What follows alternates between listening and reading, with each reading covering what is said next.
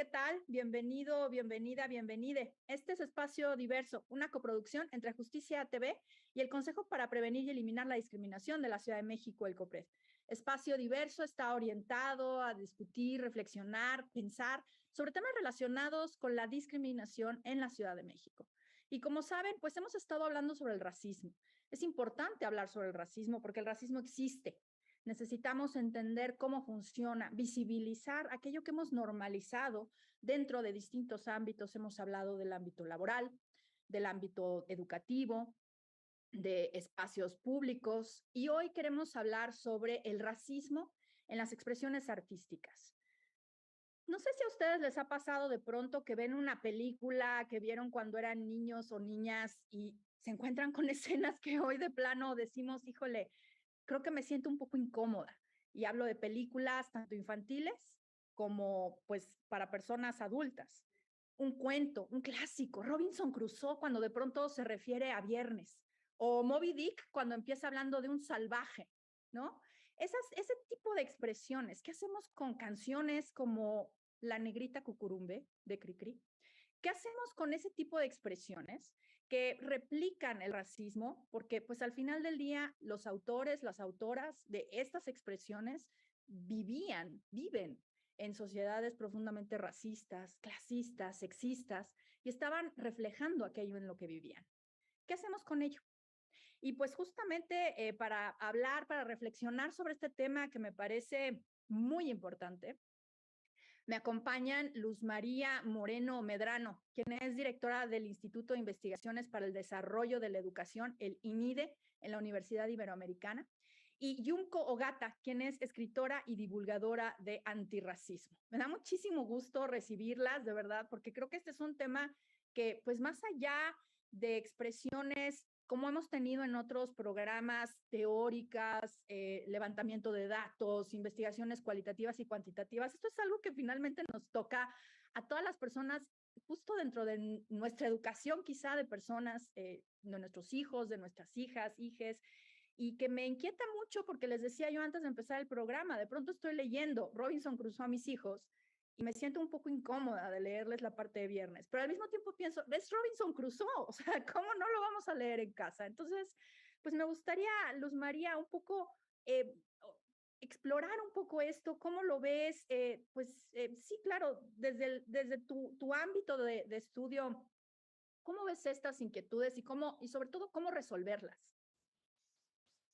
Bueno, primero que nada, muchísimas gracias, ¿no? por la invitación, y es un gusto compartir el espacio contigo, con Yunko, a quien admiro muchísimo su trabajo y todo el activismo que están haciendo. Pues mira, coincido contigo en que no debemos apoyar la censura. Yo creo que estos materiales están ahí, y qué bueno que causan como incomodidad, ¿no? Es el primer paso, yo creo, esa incomodidad, reconocerla, porque de entrada esa historia ya nos está causando algo que no va en este momento. Ahora, yo sí los utilizaría como materiales de reflexión, con un objetivo muy claro para desarrollar el pensamiento crítico, ¿no? Primero enunciar nosotras como adultas este tema de, a ver, ¿te suena esta frase? ¿No te parece indignante, ¿no? Que esto esté sucediendo en esta historia. ¿Qué harías tú? ¿Cómo la cambiarías? Entonces, no es nada más como consumir tal cual el material. Eso por un lado. Y por otro lado, creo que también pues es un tema de este colonialismo, ¿no? Que ha venido acompañando nuestro sistema cultural durante muchísimos años, porque seguimos consumiendo esa literatura y no hemos sido capaces de recuperar la propia, ¿no? Entonces creo que aquí también hay un tema de producción editorial, de difusión, de creación de nuevas historias. Lo que tenemos ahí como proyecto y como necesidad urgentísima, ¿no? Yo creo que otros países del sur global nos han puesto ahí varios ejemplos, ¿no? De cómo ir rescatando estas historias de esclavitud, de invisibilización para niñas y niños, niñas, ¿no? Cómo hacer estas historias accesibles también para las infancias, pero dedicarle tiempo a eso. Y yo creo que en la academia y en el activismo tenemos ese reto, ¿no? Enfrente. Sí, sin duda, ¿no? Ponerlo sobre la mesa de discusión a mí me parece muy interesante. Y ya vemos quienes podemos tener las herramientas. Si me pongo en primera persona, porque de pronto digo, bueno, por lo que yo hago, a lo que yo me dedico, nosotras tres muy probablemente.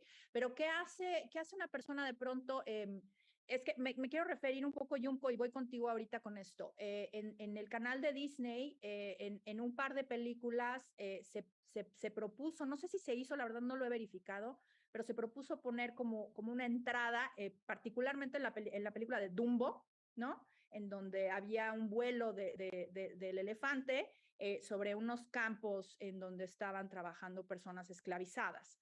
Y se pretendía poner como un párrafo al inicio para orientar a las personas que vieran la película. ¿Cómo ves esto? Y si quieres ahondar un poquito más en la pregunta inicial también, por favor, adelante, Junko. Sí, pues como justo en particular el caso de Dumbo, es más bien como el tema de o la censura o el aviso al principio con respecto a los personajes de los cuervos, porque son caricaturizaciones racistas de personas negras. O sea, literalmente las leyes de segregación en Estados Unidos eran llamadas como Jim Cuervo. Entonces es como una alusión a ese tipo de personajes y yo tampoco lo he verificado, pero hasta donde sé sí hay un anuncio al principio de la película como para avisar a la persona que lo va a ver que esto es un reflejo del racismo y creo que es muy importante hacer este tipo de gestos, ¿no? No simplemente como quitarlo de la vista y fingir que nunca ocurrió, sino tenerlo muy presente como algo que tuvo muchísima circulación, que todavía tiene bastante, ¿no? Pero digamos en esa época fue formativa, digamos, en el racismo de muchas infancias, de muchas personas. Y como decía Luz, pues verlo de una manera o usarlo como una herramienta crítica, ¿no? Como de ya viste cómo han funcionado estas cosas racistas, desde dónde las enseñan, etcétera. Y creo que esto es importante, ¿no? Me acuerdo también alguna vez alguien me preguntaba, es que a mí me encanta, a mis hijos les encantan estas historietas de Tintín, ¿no? Este chavito pelirrojo belga. Y yo al principio decía, bueno, ¿y esto qué? O sea, como que no tenía idea de por qué era problemático, lo que sea. Y ya luego empecé a ver, bueno, es belga, hay varias historias que ocurren en el Congo belga, donde han ocurrido, pues, yo pienso que es adecuado llamarlo genocidio, porque eso fue, aunque legalmente esté un poco, sea un poco después este término, pero las atrocidades que cometieron los belgas en las colonias del Congo, pues se ven reflejadas en estas historias de Tintín, ¿no? Y aunque creo que o sea, sí se pueden utilizar como una herramienta para ver cómo el colonialismo influye en los productos culturales, al mismo tiempo creo que tampoco hay que priorizar, por ejemplo, comprar esos textos, ¿no? Porque al final de cuentas también el lugar donde decidimos invertir nuestro dinero, refleja también pues como esta demanda o como en el mercado, pues esto todavía lo están leyendo mucho, hay que volver a imprimirlo. Y en lugar de hacer una reimpresión de este texto, que además no es difícil de encontrar, no es como que si no ocurre una reimpresión pronto van a desaparecer de la faz de la tierra, pues invertir esos recursos en la formación o en la impresión, la distribución de textos que no tengan racismo, ¿no? O sea, que sean antirracistas o que no prioricen historias de niños rubios, europeos, blancos, ¿no? Y pues como ampliar los horizontes de lectura para las infancias, ¿no? Porque no solo es importante que infancias racializadas no blancas tengan estos textos, sino también para niñas, niños, niñas que son personas blancas, ¿no? Porque es fundamental que entiendan cómo se construye su humanidad sobre la base de la negación de la humanidad de otras personas para que también les interese el antirracismo, porque no es solo la liberación de personas que no son blancas, sino la liberación de todo mundo. Entonces, como siento que a veces también caemos como en esta romantización de, ay, es que esto era lo que me gustaba cuando yo era niña, ¿no? Me ha pasado con varias cosas y que lo vuelves a ver a esta edad y dices, híjole, y que es como, bueno, podemos podemos tenerlo como algo que nos gustó mucho en su época y todo, y también como dejarlo morir, ¿no? O sea, como estuvo muy lindo, igual y se lo muestro cuando esté más grande, cuando ya tenga una capacidad crítica formada, pero esto, o sea, ¿qué puedo hacer para formar su propio sentimiento de pues del valor de su cuerpo, de cómo se ve, de su cultura, de su lengua, etcétera, etcétera, ¿no? Claro, no todos estos, digo, no es el tema acá del racismo, pero todos estos cuentos de princesas, ¿no? De pronto, pues son los primeros que pensamos.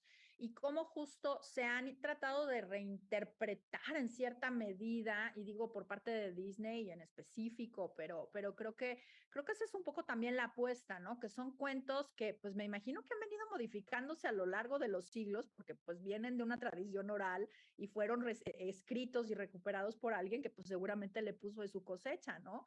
Y los cuentos originales, creo que inclusive, y estoy hablando concretamente de los cuentos de los hermanos Grimm, pues eran muchísimo más crueles y agresivos y directos y se han ido modificando. Entonces, a lo mejor la apuesta va un poco por ahí.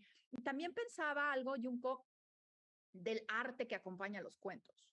Recientemente me sucedió que leíamos un cuento clásico alemán que se llama Frau Holle, que es la mujer que hace la nieve.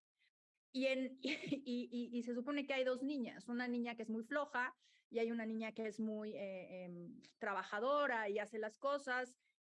Y en el arte, la niña buena es una niña rubia de ojos azules y la niña mala es una niña morena, ¿no? Entonces de pronto dices, el cuento, no está mal el cuento, pero el arte que acompaña el cuento es donde tenemos el problema y esa representación, como la estamos reproduciendo nuevamente. Entonces, no sé, Junko, regreso rápido contigo porque me interesa también como esta parte, digamos, cómo involucramos, digamos, la representación de lo que estamos haciendo. Y me refiero concretamente a esto que decía yo hace un momento, esta reinterpretación de los cuentos con Disney, ¿no? De esta inclusión que se está haciendo.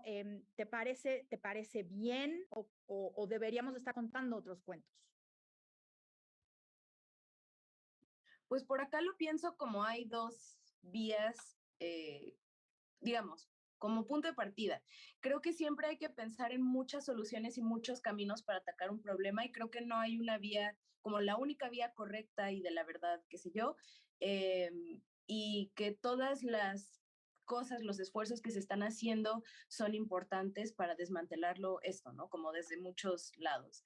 Entonces, por un lado, creo que es interesante esto que están haciendo, por ejemplo, que, la sirenita o Hércules o todo esto, pues hay un personaje negro, ¿no? Ok, está interesante porque, bueno, ahora pueden ver como las historias clásicas, que acá también podemos criticar qué es lo clásico y quién decide qué es lo clásico, pero esa es otra discusión. Y sobre todo para mí es importante que se cuenten otras historias, ¿no? Porque, pues, cuando pensamos, por ejemplo, en La Sirenita, pues La Sirenita es una historia de Europa que escribió un hombre blanco, ¿no? Y que es una historia que es muy linda y es además muy triste porque es como un símil a una situación porque él estaba enamorado de un hombre y no podía estar con él porque pues era el siglo XIX. Y está muy bien, es muy lindo, pero también, ¿qué otras historias hay que no sean eurocéntricas, ¿no? ¿Qué otras historias hay de tradiciones africanas e indígenas en América que podamos pues centrar ahora y que no necesitamos como meternos a fuerza en ese molde y decir, bueno, es que ahora es negra esta persona, ahora es indígena este personaje, sino destruir el molde por completo? Y, por ejemplo, en mi propia infancia fue muy importante un libro que está traducido al español, que es algo así como los cuentos africanos favoritos de Nelson Mandela. Y es un libro ilustrado para infancias que son basados en historia oral de diferentes países africanos. Y todas las ilustraciones son personas negras o personas del norte de África, ¿no? Como árabes. Y las historias ocurrían en otro contexto totalmente, con otras mitologías. Recuerdo que hay varias historias que hablan sobre Anansi, que es como este dios araña del oeste africano. Entonces, como tener ese tipo de historias para mí fue igual de importante que la sirenita, ¿no? Que también me encantaban esas cosas, pero yo tenía otras nociones, ¿no? Yo no decía, ay, es que ninguna princesa se parece a mí, ¿no? Bueno, ¿y para qué quieres ser una princesa, ¿no? ¿Para qué pensar que estas son como títulos a los que hay que aspirar, ¿no? Entonces creo que es importante, o sea, sí está lindo el esfuerzo de que haya una diversificación de las mismas historias, pero me parece a mí personalmente, mucho más valioso invertir tiempo, atención y esfuerzo en otras historias.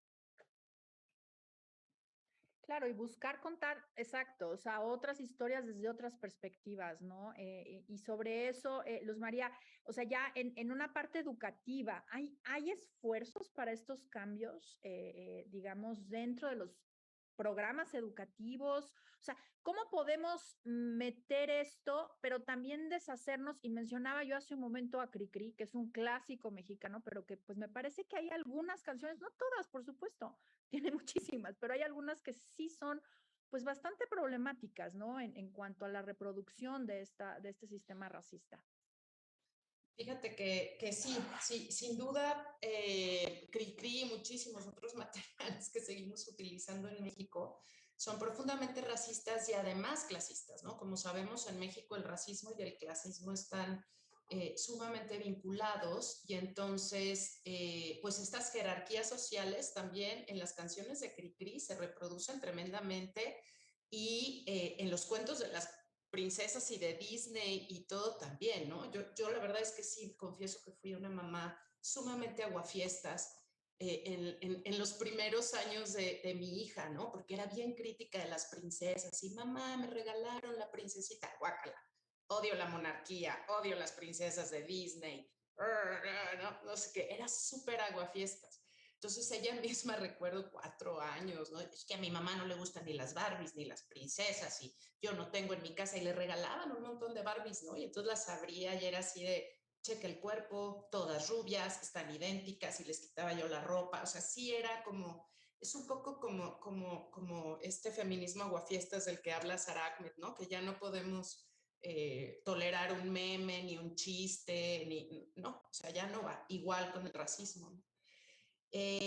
Y también creo que ahí hay un tema, esto que decías del ejemplo de este cuento alemán, hay un tema de moralidad que a mí me parece bien peligroso, ¿no? Lo blanco como bueno, lo negro como malo, y es esta dimensión individual del racismo que no acabamos de aceptar, ¿no? Que la tenemos bien internalizada y que nos cuesta muchísimo en cuanto te preguntan, es que el racismo en México, no, yo no soy racista, no, yo no soy racista porque inmediatamente lo estamos viendo a nivel individual y no a nivel estructural. O sea, en el momento en que vemos que México es profundamente desigual, responde al sistema racista y clasista que tenemos, ¿no? O sea, sí o sí.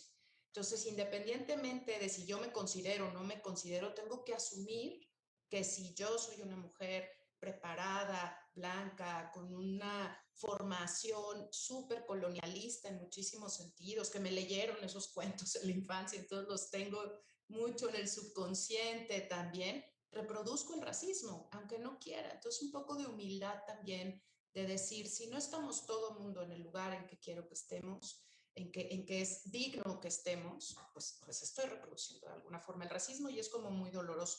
No estamos haciendo en México suficiente. Me queda claro que no hay. Eh, yo recuerdo hace 10, 15 años que alguna vez mi tesis de doctorado la hice sobre cómo viven el racismo las niñas, los niños indígenas que migran a la ciudad y están en escuelas urbanas, ¿no?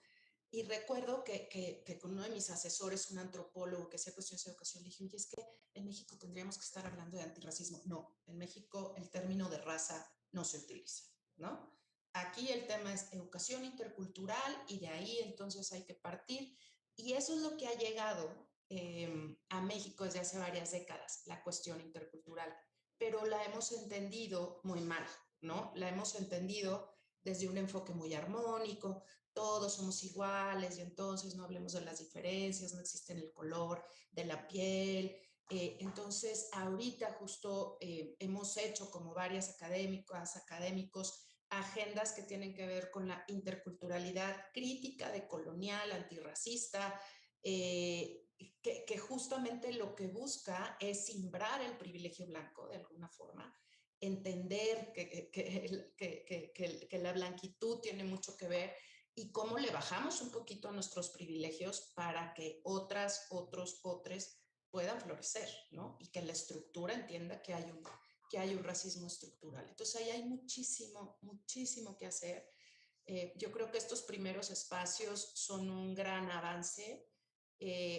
Yo confío mucho en que muchos de los cambios están viniendo desde abajo, desde Movimiento Prieto, desde Racismo MX, desde gente que está utilizando las redes, ¿no? Desde la sociedad civil para organizar movimientos que están empezando a impactar la academia, espacios de política pública. Entonces yo sí creo que justo nos toca sumarnos a esos esfuerzos para visibilizarlos más, ¿no? Pero hay muchísimo que hacer.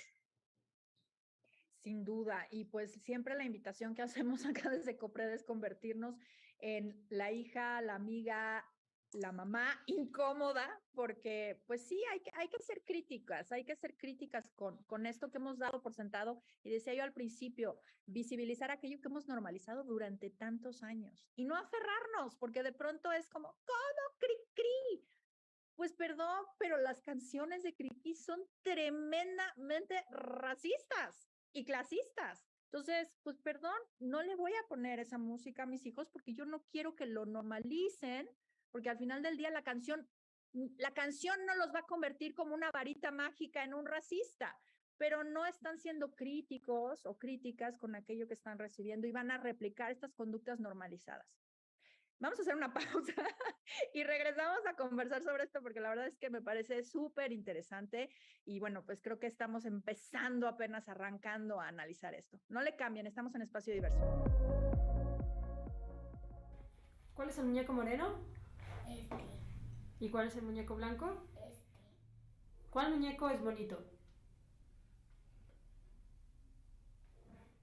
¿Cuál muñeco es feo? ¿Cuál muñeco es malo? Ninguno. ¿Cuál muñeco es malo? Este. ¿Y por qué? Porque, bueno, este es moreno y este blanco. ¿Cuál muñeco es feo? ¿Por qué? Porque a mí no me gusta el color café. ¿Cuál muñeco te gusta más? Este. ¿Cuál muñeco es bueno? Este. ¿Y por qué? Porque no me dan miedo los güeros porque tengo más confianza con si los un poco más así como este. No tengo mucha confianza. ¿Cuál muñeco es malo? ¿Por qué? No sé. ¿Cuál muñeco es feo? Este. No sé, es que me parece que está un poquito, ¿cómo te diría? Más moreno y no se ve tan blanco y no tiene mucho aspecto. ¿Por qué el muñeco blanco es bueno? Porque sus ojos son azules y todo su cuerpo es blanco. ¿Cuál muñeco es feo? ¿Por qué? Porque está negro. ¿Por qué ese muñeco es malo? Porque está café. ¿Y por qué que este café es malo? Porque pega. Pues como acabamos de ver este experimento que realizó el Consejo Nacional para Prevenir la Discriminación, el CONAPRED, pues realmente a mí me parece devastador cómo los niños señalan como el muñeco malo al muñeco moreno. Y la verdad es que justo lo que decíamos en el bloque anterior, cómo pues a partir de esta educación que están recibiendo los niños, no solamente en casa por parte de sus familias, sino también a través de los cuentos, a través de las rimas, a través de la música infantil, pues estamos reproduciendo este racismo que lleva a concluir a estos pequeños que el muñeco blanco es un muñeco bueno, un muñeco bonito, y el muñeco moreno o el muñeco negro, pues es un muñeco malo y es un muñeco no bonito o feo. Y pues es esta justamente, ¿qué hacemos como sociedad? ¿Qué hacemos como padres, como madres para eliminar estas manifestaciones del racismo en aquello que es con lo que estamos alimentando a nuestros hijos e hijas, ¿no? En actividades lúdicas ya, que estamos hablando de cuentos, que estamos hablando de canciones, que estamos hablando de rimas. Hace poquito me pasó que mi hijo estaba con su libro de español y traía una rima que me pareció, inclusive le escribí ahí a la maestra, esto es racista, porque era una rima que decía la indita, ay, es que no la recuerdo, pero era y es un libro nuevo, no estoy hablando de algo de hace mucho tiempo. Entonces, ¿cómo hacemos para señalar esto, pero sobre todo para cambiarlo y no aferrarnos a estas rimas, a estas músicas, a estos cuentos que vemos como clásicos? ¿Cómo podemos, digamos, revolucionar esto, Junko? No sé, una reflexión en ese sentido. ¿Qué podemos hacer, pues? Pues, en primer lugar, creo que hay que también hacer una explicación o un énfasis en por qué es importante trabajar esto con las infancias, y es justo porque, pues, como son personas en desarrollo, personas literalmente muy nuevas, cualquier cosa lo absorben para bien o para mal, y entonces puedes crear infancias antirracistas que hasta su vida adulta van a ser muy antirracistas porque se van a dar cuenta de todas estas realidades desde muy peques, o vas a crear adultos o por una parte con un montón de problemas de racismo interiorizado, de odio a sí mismos, a sí mismas, mismes, por todos estos mensajes que nos envía la sociedad, o pues juventudes que van a darse cuenta que es un discurso que no refleja sus realidades, que no define sus identidades y que van a tener pues como la fuerza de ser antirracistas, ¿no? Y que creo que muchas veces ¿cuál es la palabra? Subestima la inteligencia, la percepción de las infancias, y pues esto es también parte de la opresión que viven las infancias, ¿no? Que no se les considera como un grupo oprimido que vive violencia, pero pues sí lo son, y no solo en cuanto a racismo, sexismo, LGBTfobia, capacitismo, etcétera, sino por su condición de pues como seres subordinados a los adultos que les rodean, ¿no? Y que pues también hay que pensar cómo podemos apoyarles para crear, pues, una vez más, adultos que tengan, pues, no solo la fuerza para enfrentarse a las formas de opresión, sino también, pues, seres humanos funcionales, ¿no? Digamos, buena gente de manera muy general. Y creo que cuando hablamos del contenido de los textos educativos, pues esto es fundamental, ¿no? Porque tenemos desde Vasconcelos, que es a quien le podemos agradecer algunas de las campañas de genocidio cultural más fuertes que ha habido en México, y pensar también en, por ejemplo, Nadia López, una pedagoga, compañera mixteca a la que quiero mucho, hizo su tesis de licenciatura sobre la forma en la que se aborda los temas de población africana y afrodescendiente en México, y es muy, pues es muy poco, y lo poco que se hace está mal hecho porque no se le da la formación correcta a las profesoras y profesores, ¿no? ¿Y por qué es importante esto? Porque hay muchísimas infancias afrodescendientes que o no se van a ver reflejadas en los libros de texto, o peor todavía, van a ocurrir muchos discursos racistas en torno a estas poblaciones, ¿no? Y pensando que la educación primaria, por ejemplo, pues es fundamental en la manera en la que vamos entendiendo el mundo y donde se van cimentando muchas violencias, no sé ustedes, pero yo sí tuve así de que una maestra de tal año de primaria que fue una persona horrenda, que a cada rato tenían que ir mis papás así como de, oiga, ¿qué pasó aquí, no? Y que esto también mi mamá me cuenta de esto y mis abuelos me cuentan de esto, o sea, los maestros, la figura del maestro y la maestra es también una figura que tiene que adaptarse a los tiempos, que tiene que ser activamente pues como aliada de estos movimientos, porque si no también son otra fuente de violencia, no solo el contenido que comparten o que imparten, sino la forma en la que lo hacen y la manera en la que tratan estudiantes. También tengo personas de mi familia extendida que me han comentado de cómo las maestras o maestros son racistas, ¿no? Que es evidente que con ciertos niños hay un favoritismo y con ciertos niños hay un odio que no saben de dónde viene y que también es por eso. Entonces, para mí también es súper importante pensar no solo el espacio educativo, sino las personas que están a cargo de este proceso, cómo se están adaptando a estas épocas, quienes tienen la voluntad, cómo les podemos facilitar el ser profes, pues no déspotas, ¿no?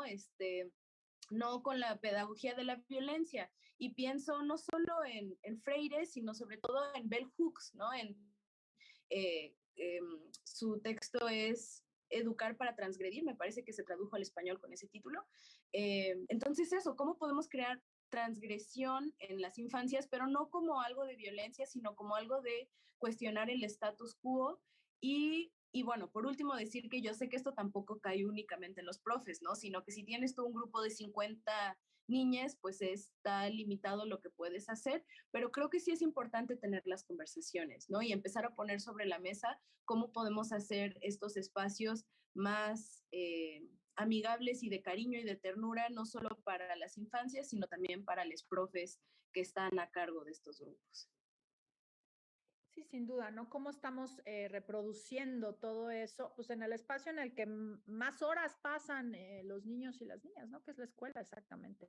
Y Luz María, ¿cómo reformar, y no digo en términos de reforma, sino volver a formar al profesorado? Porque pues al final del día justo es este tema de son los recursos que tienen, es la manera en la que se ha enseñado a enseñar, ¿no? Entonces, de pronto, digo, pasa mucho, por ejemplo, con la familia, ¿no? Que en los salones de clases se sigue reproduciendo la familia tradicional, papá, mamá y sus hijos, y tenemos escuelas incluyentes, pero que en el salón de clases siguen reproduciendo esos modelos familiares cuando los niños no tienen esos modelos familiares, ¿no? Y no solamente escuelas incluyentes, digo, muchísimas familias están integradas por una madre sola, ¿no? Entonces, ¿cómo podemos cambiar esta manera de transmitir, sobre todo a través de imágenes o a través de estos ejercicios lúdicos, de los cuentos, de las rimas, de las adivinanzas?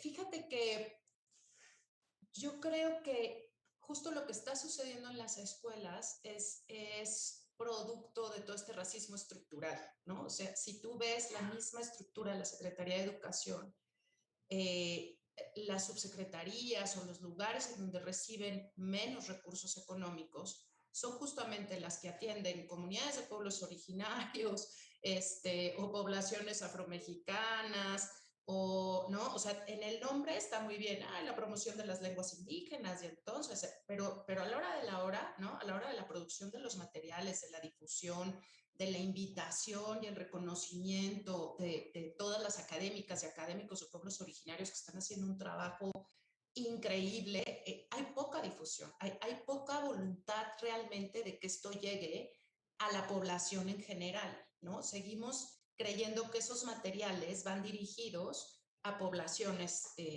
originarias. Entonces creo que ese es el gravísimo error, o sea, cuestionarnos de fondo el sistema racista de la estructura de la Secretaría es un tema, ¿no? Porque en algunas investigaciones podemos ver también que el racismo se reproduce en las mismas escuelas con los profes que habían sido hablantes de lenguas indígenas, ¿no? Ahí hay un tema. ¿Por qué? Porque, claro, si la familia vivió discriminación, ¿no? Pues lo que quieren es que las nuevas generaciones no lo vivan.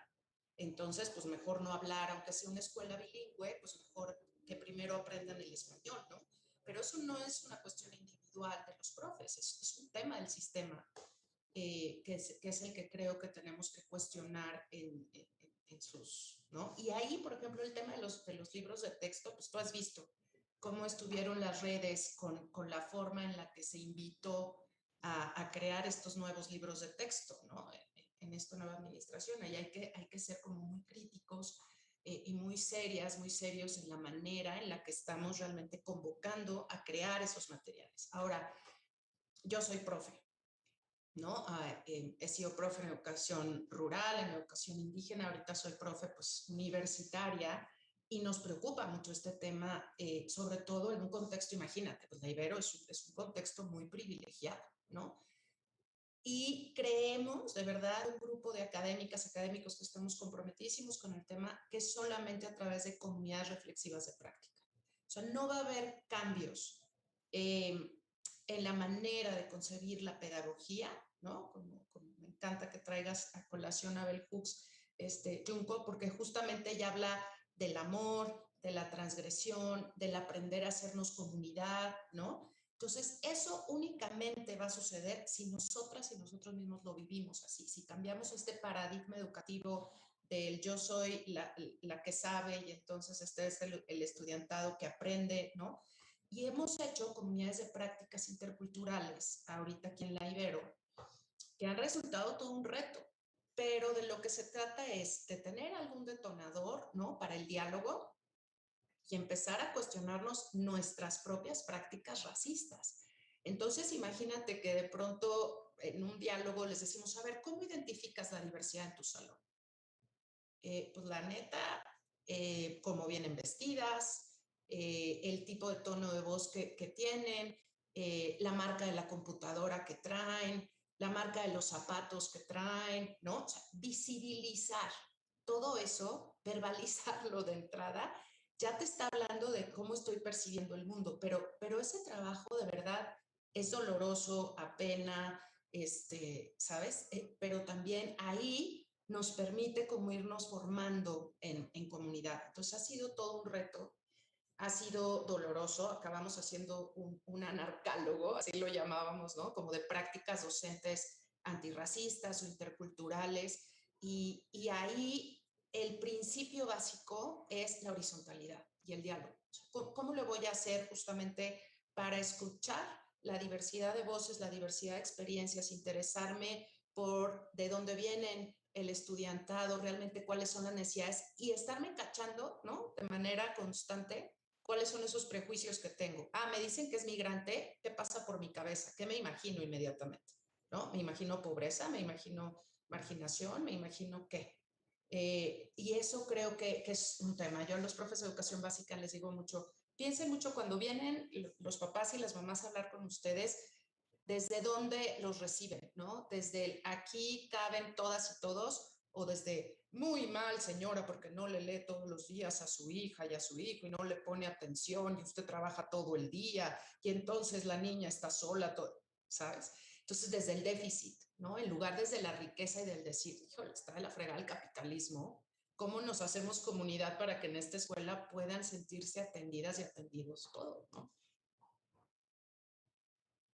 Claro, sí, cómo estamos reproduciendo eso, ¿no? Y justo de pronto en estos espacios, digo concretamente en la Ibero, yo soy egresada de la Ibero y he sido profesora ahí, y justo uno de los temas que más trabajo me costaba hablar con el alumnado es el tema del privilegio, ¿no? O sea, cómo hablamos de nuestros privilegios en un espacio privilegiado en donde la gente te dice, no, para nada, yo estoy aquí porque me ha costado mucho trabajo. Y es como, pues no, amigo, amiga, no.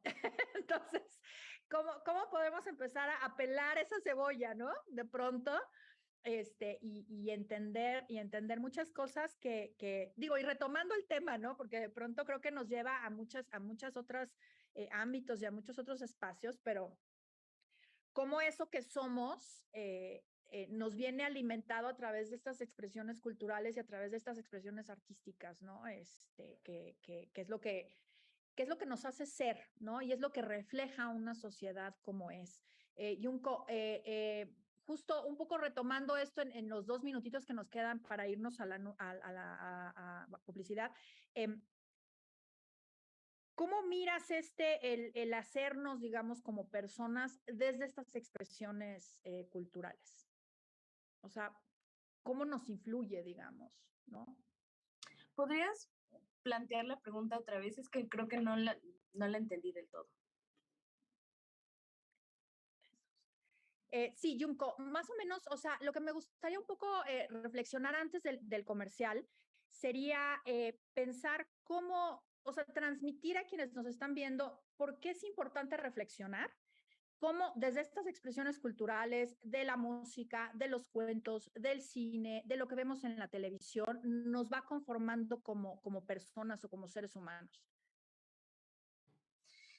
Sí, creo que es importante hablar de la influencia que tienen los productos culturales artísticos en nuestra, pues la forma en la que vemos el mundo, en la que entendemos nuestro lugar en el mundo, porque son, pues, digamos, hay muchas emociones de por medio, ¿no? Tenemos una conexión muy profunda con el arte, cada quien de una forma distinta, ¿no?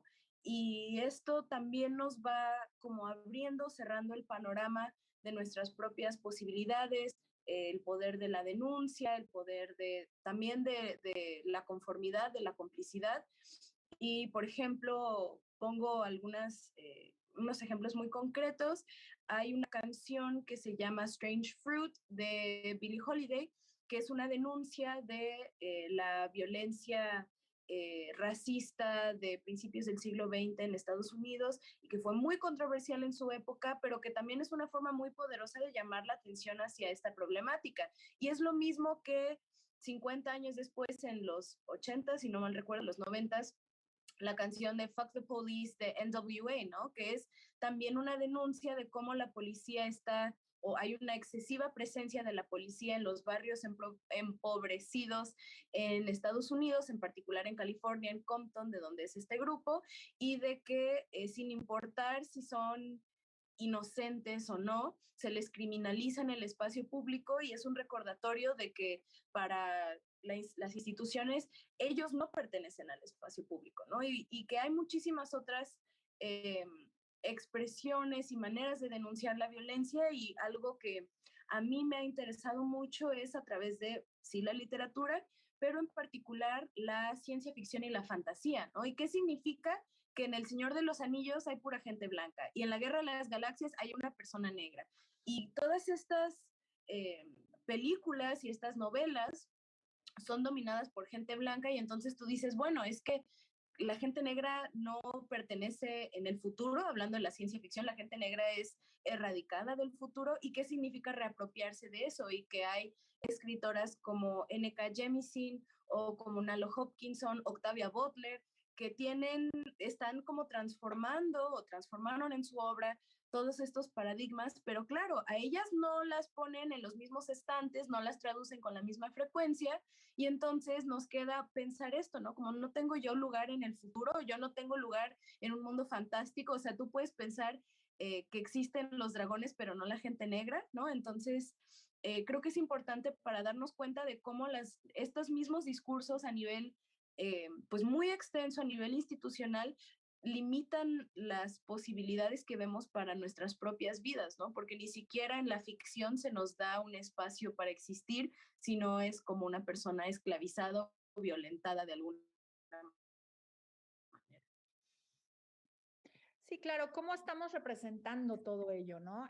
Vamos a hacer una pausa, necesitamos hacer una pausa ahorita y regresamos a retomar este último tema porque me parece que es muy importante justo cómo representamos y cómo sobre todo algo que dijeron muy al principio, ¿quién define cuáles son los clásicos? ¿Quién define qué cuentos o qué novelas o qué expresiones se traducen, se divulgan o se consideran importantes?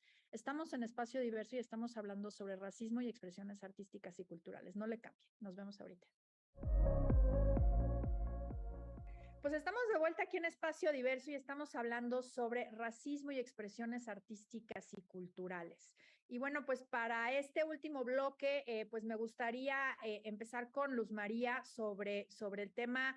Bueno, pues ya hemos estado un poco explorando qué hacer y pues eso, ¿no? O sea, se requiere un cambio cultural, pero desde tu perspectiva, ¿qué tendríamos que ajustar desde las familias, desde las escuelas, desde la sociedad?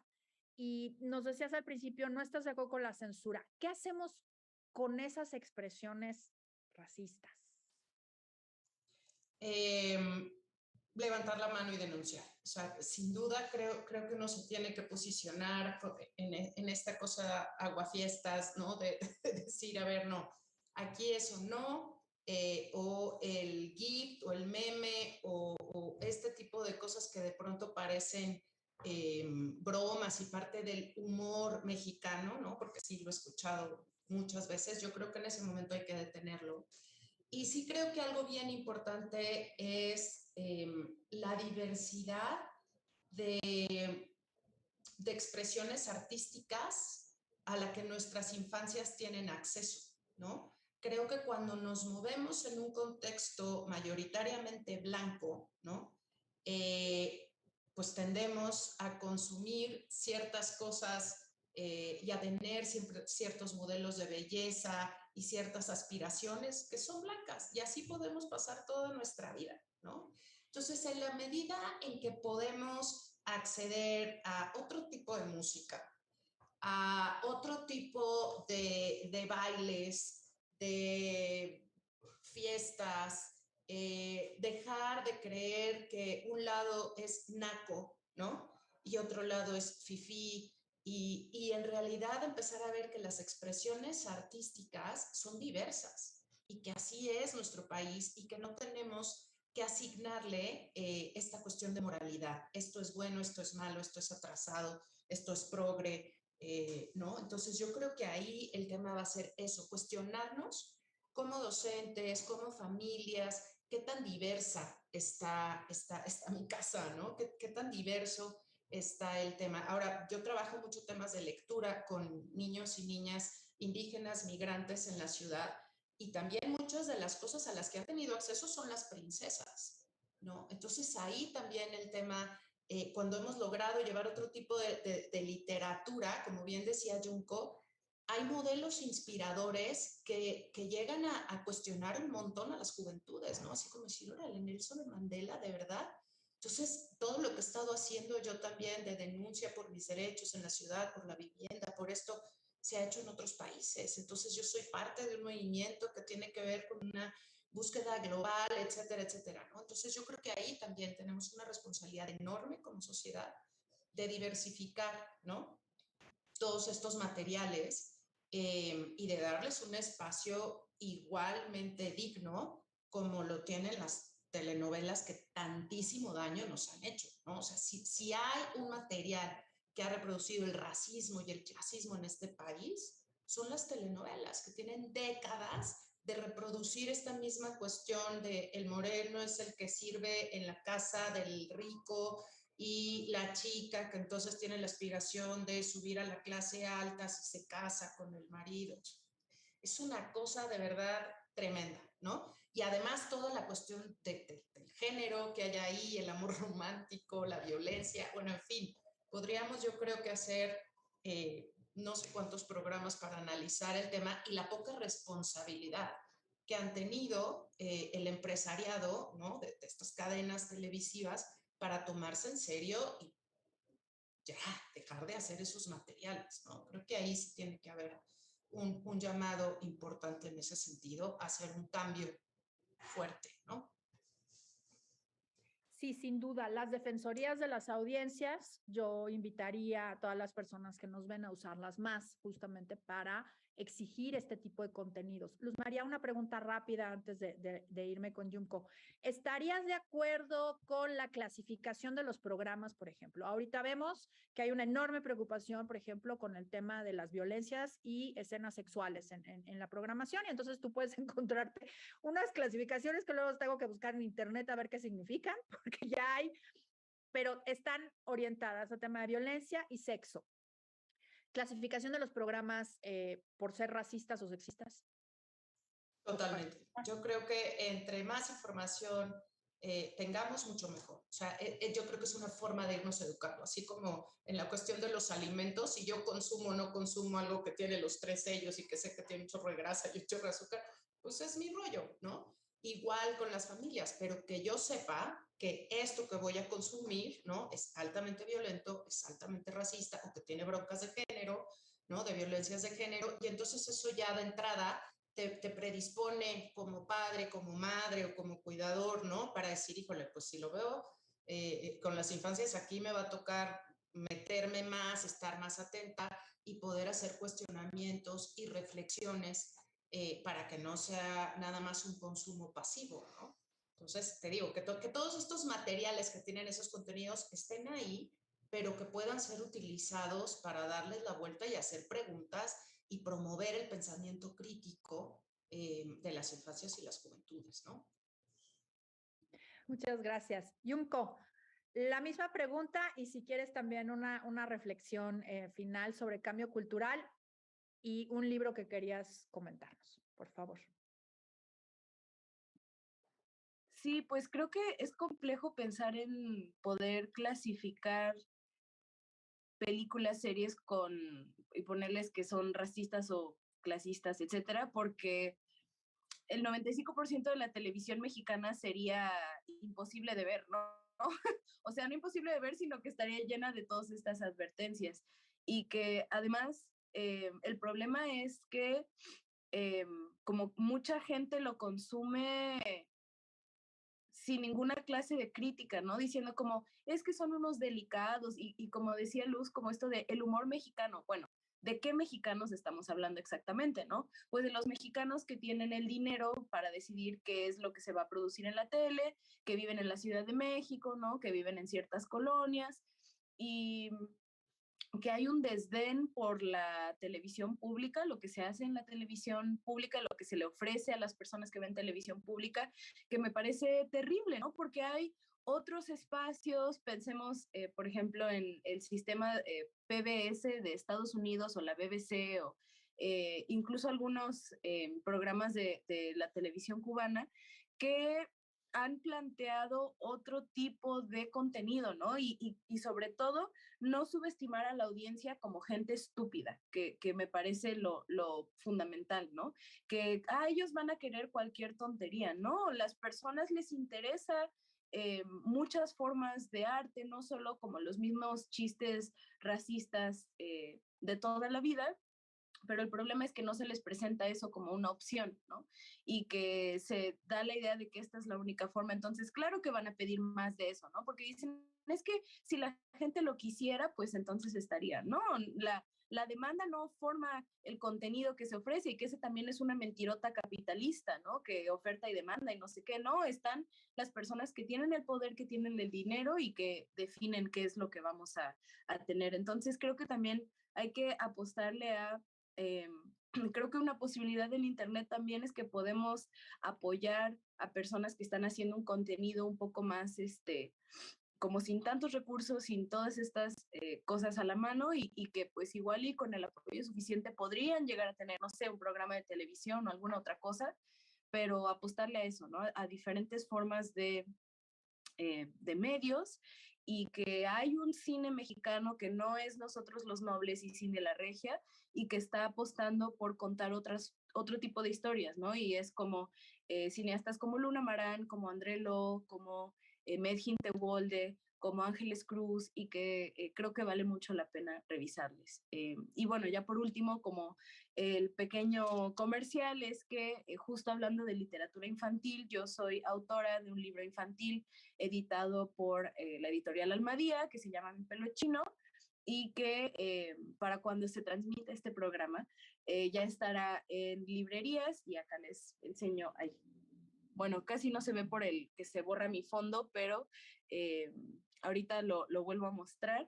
Se llama Mi Pelo Chino, lo escribí yo, lo ilustró Reina Pelcastre, lo tradujo Nadia López, que es la compañera pedagoga que mencioné hace un rato, y es un libro bilingüe español mixteco, justo porque pues hay poblaciones afroindígenas en México y pues lo escribimos lo creamos este libro desde nuestros propios lugares de enunciación como mujeres que hemos vivido violencia racista desde la infancia por nuestro cabello, ¿no? Y que es bien importante hablar también de estos problemas de racismo y de la agencia del cuerpo y que se racializa el cabello como algo malo, como algo desobediente, como algo que hay que corregir.